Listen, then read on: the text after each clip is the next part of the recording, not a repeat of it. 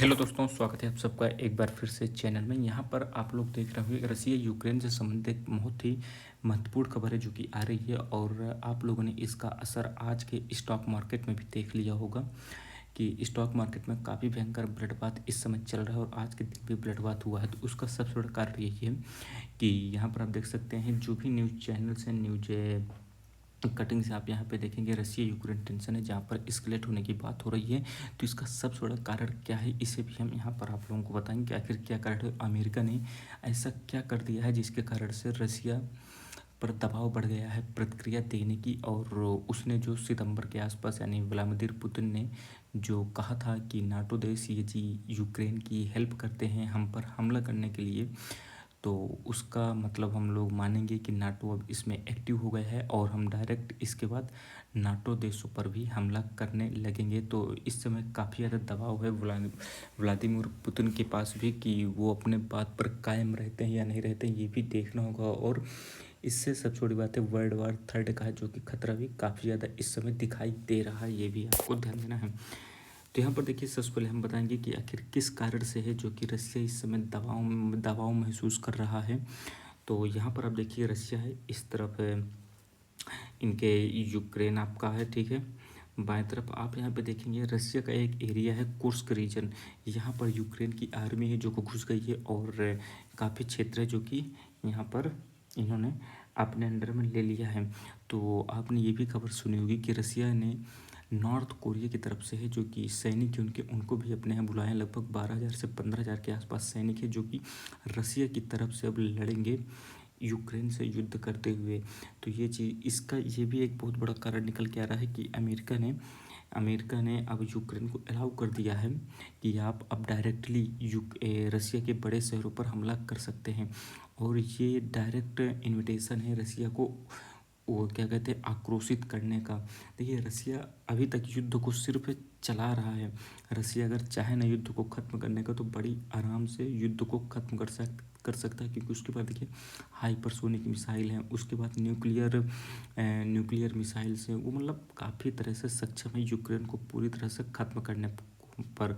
लेकिन वो जानबूझकर इस युद्ध को लंबा खींच रहा है ताकि मुझ पर ज़्यादा दबाव न बढ़े। अगर देखिए इस तरह के कदम रसिया लेता है तो काफ़ी ज़्यादा रसिया जो है अलग थलग पड़ जाएगा, ना ही चाइना साथ देगा ना ही इंडिया साथ देगा। तो ये इसी कारण से रसिया न्यूक्लियर हमले नहीं करानी है। अगर वो चाहे तो यूक्रेन को काफ़ी आसानी से काफ़ी कम समय में ही उसे बर्बाद कर सकता है, लेकिन ऐसा वो नहीं कर रहा है।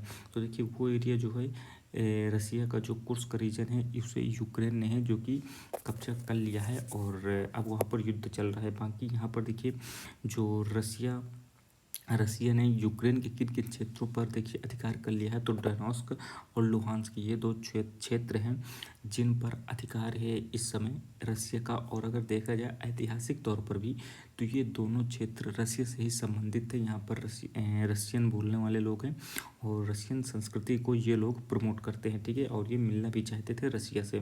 तो इस कारण से ये दोनों क्षेत्र हैं जो कि रसिया के अंडर में आते हैं, ये चीज़ भी आपको ध्यान देना है। क्रीमिया को तो आपको पता ही है कि 2014 में है रसिया ने अपने अंडर में कर लिया था। यहाँ पर आप देख सकते हैं क्रेमलिन ने कहा है, क्रेमलिन रसिया रसिया का क्या कहते हैं जिस तरह से हमारे यहाँ संसद होती है, जैसे पीएमओ ऑफिस होता है वैसे ही वहाँ का ऑफिस है क्रेमलिन।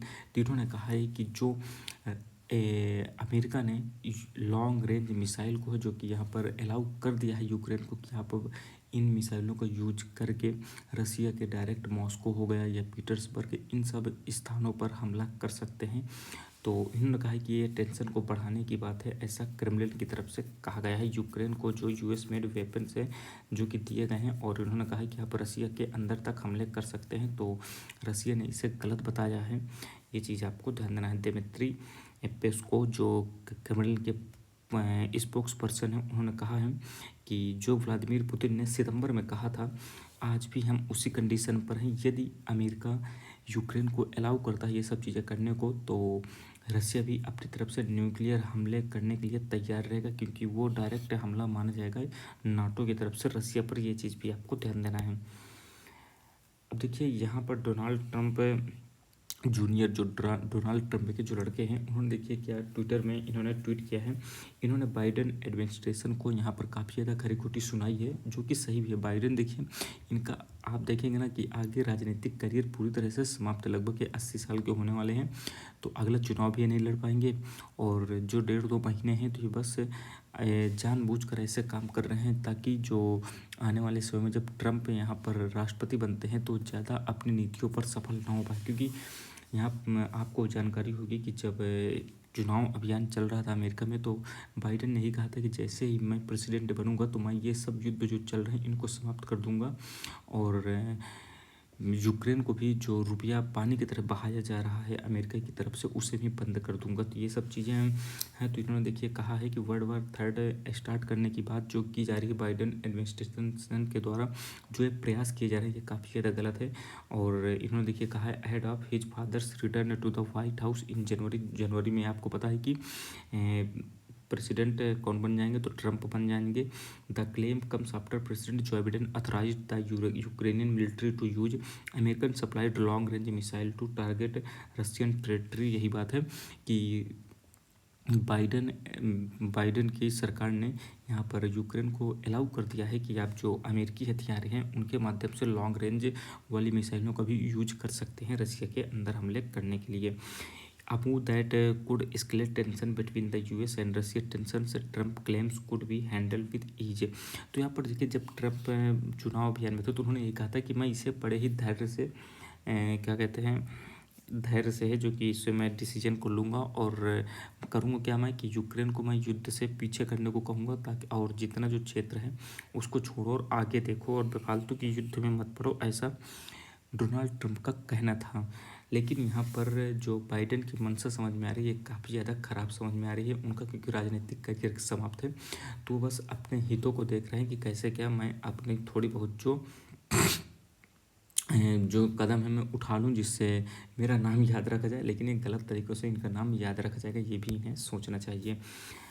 अब देखिए यहाँ पर रिपोर्ट्स जो इंडिकेट कर रही हैं नॉर्थ कोरिया, जैसे मैंने बताया था आपको कि नॉर्थ कोरिया के लगभग 15,000 से अधिक हैं जो कि सैनिक यहाँ पर कुर्स्क रीजन पर है, रसिया की तरफ से लड़ने को आ रहे हैं। ये भी एक कारण माना जा रहा है कि अमेरिका ने इन चीज़ों को अलाउ किया है, ये जो लॉन्ग रेंज मिसाइल दी है, तो ये भी एक प्रमुख कारण उसमें बताया जा रहा है। यहाँ पर देखिए जो जूनियर ट्रंप हैं, डोनाल्ड ट्रंप जूनियर ने, इन्होंने देखिए क्या कहा है कि military industrial complex seems to want to make sure that they get world war 3 going before my father has chance to create peace and save lifes. तो यही कहा है कि अमेरिका की जो प्रशासन है वो इसलिए ऐसा कर रहा है, बाइडेन प्रशासन कर रहा है, ताकि जो अमेरिका की जो मिलिट्री इंडस्ट्रियल कॉम्प्लेक्स है उसका काफ़ी ज़्यादा दबाव है, ताकि मिलिट्री में जितना ज़्यादा फ़ायदा हो सके जल्दी से ले लो। क्योंकि अगर डोनाल्ड ट्रंप यहाँ पर प्रेसिडेंट बन जाते हैं तो मिलिट्री से संबंधित जो भी कंपनियां हैं जो डिफेंस का काम करती हैं उनको अच्छा खासा प्रॉफिट नहीं मिल पाएगा, क्योंकि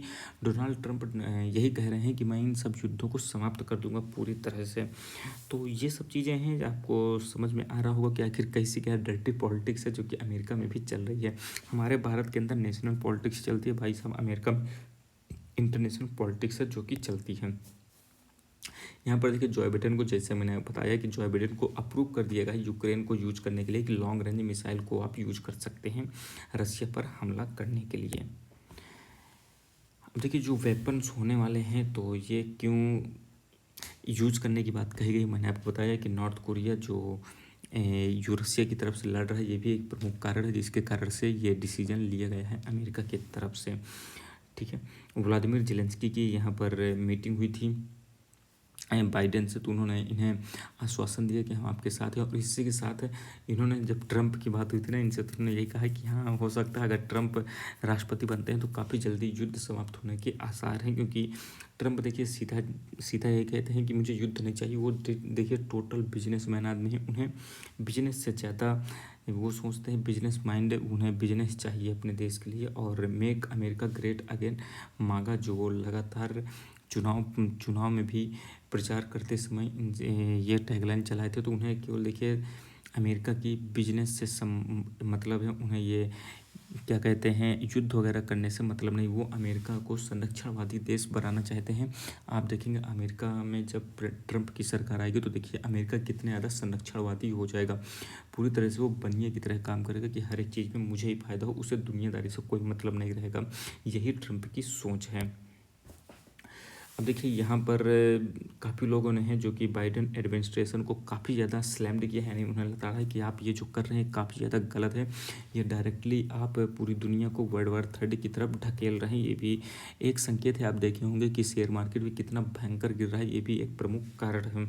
ठीक है, यहाँ पर देखिए अमेरिका ने यूक्रेन को देखिए कितना भयंकर फंड दिया है।